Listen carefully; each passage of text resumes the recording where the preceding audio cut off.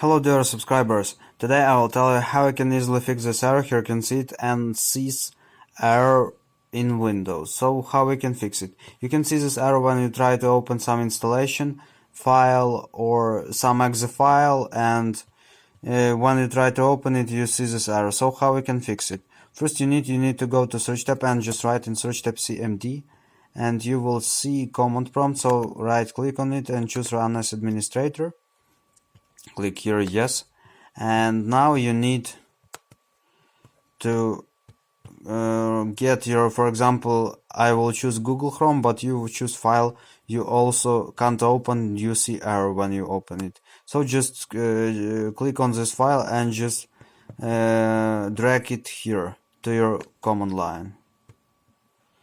Or if it doesn't work, so just go to properties and just copy or target your path to this file.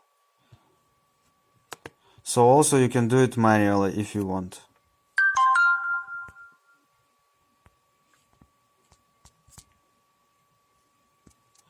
So here you can see my path to this file, and just after this file you need to add this command ncrc and just click enter. So after you do it, here you can see that it's successfully open. So I hope that it will help you. So just try. Have a nice day. Subscribe to my channel, click like, and goodbye.